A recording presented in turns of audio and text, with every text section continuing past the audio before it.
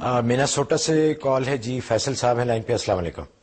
Hello السلام علیکم. جی وعلیکم السلام. فرمائیے. السلام علیکم حضرت، کیا حال ہے؟ وعلیکم السلام. اور محمود صاحب آپ کیسے ہیں؟ الحمدللہ رب العالمین. ماشاءاللہ آج آپ کا سوٹ بھی بہت اچھا لگ رہا ہے، شلوار قمیض بہت شکریہ آپ کا. ذرا چینج ہو کے پہنا. میرا ایک چھوٹا سا سوال تھا حضرت کے لیے. جی جی. کہ یہاں پہ ہمارے ایک یہودی کولیگ نے بڑا عجیب سوال کیا. انہوں نے کہتے ہیں اتنا عجیب کہ ہم سوچ بھی نہیں سکتے کہ کیا سوال ہے.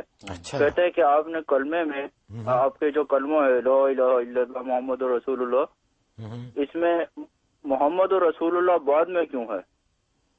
جبکہ تم لوگ کا یہ دعویٰ ہے کہ رسول اللہ اللہ کے بلاوڈ ہیں، تو ان کا نام بعد میں کیوں ہے، پہلے کیوں نہیں؟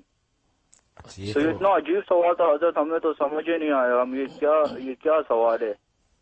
تو آپ اس کا پلیز کوئی اچھا جواب بتا دیں. جی جی جی. پہلی بات تو یہ ہے کہ آپ ان سے یہ کہیں کہ آپ لوگوں کا کیا کلمہ تھا لا الہ الا اللہ موسیٰ رسول اللہ. تو وہاں بھی تو موسیٰ رسول اللہ بعد بھی آ رہا ہے، تو وہاں ان سے پوچھا جائے کہ تم موسیٰ رسول اللہ بعد میں کیوں ذکر کرتے ہو؟ تو جو تمہارا جواب ہوگا وہی ہمارا جواب. پہلی بات تو یہ.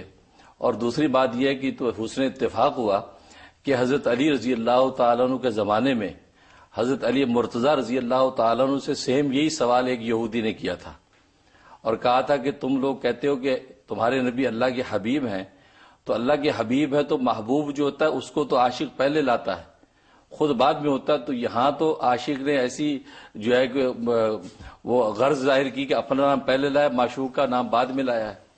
تو حضرت علی سے سوال کیا تھا، اور حضرت علی کی کیا شان ہے، وہ تو باب العلم والقضاء، ان کے تو علوم و عقل کی کیا انتہا تھی. خود رسول اللہ نے فرمایا انا مدینۃ العلم و علی بابوہا، میں علم کا شہر ہوں، علی اس کا دروازہ ہے. تو حضرت علی سے سوال کیا تو حضرت علی رضی اللہ تعالیٰ نے عجیب جواب دیا. حضرت علی رضی اللہ تعالیٰ نے فرمایا کہ اصل میں بات یہ ہے کہ سرکار دو عالم صلی اللہ علیہ وسلم نبی آخر الزماں یہ توحید کا پرچم پورے عالم کے لیے بلند کرنے آئے تھے، توحید کا پرچم بلند کرنے آئے تھے. لہٰذا اللہ تبارک و تعالیٰ یہ نہیں چاہتے تھے کہ کوئی مشرک جھٹ سے سرکار دو عالم صلی اللہ علیہ وسلم کا پاک نام اپنی ناپاک زبان سے لے. پہلے لا الہ الا اللہ پڑھ کے توحید کے پانی سے اپنی زبان کو پاک کرے، پھر اس پاک زبان سے میرے محبوب کا نام لے. اس لیے حضور صلی اللہ علیہ وسلم کا نام بعد میں آیا کہ لا الہ الا اللہ کی توحید سے پہلے وہ مشرک اپنی زبان کو پاک کرے، اس کے بعد محمد رسول اللہ کہے. تو اس لیے جو ہے محمد رسول اللہ بعد میں آیا، لا الہ الا اللہ پہلے آیا. اور یہ بھی بات آپ یاد رکھیں، علماء نے لکھا ہے کہ لا الہ الا اللہ پڑھنے میں پہلے ہے، لیکن محمد رسول اللہ ماننے میں پہلے ہے.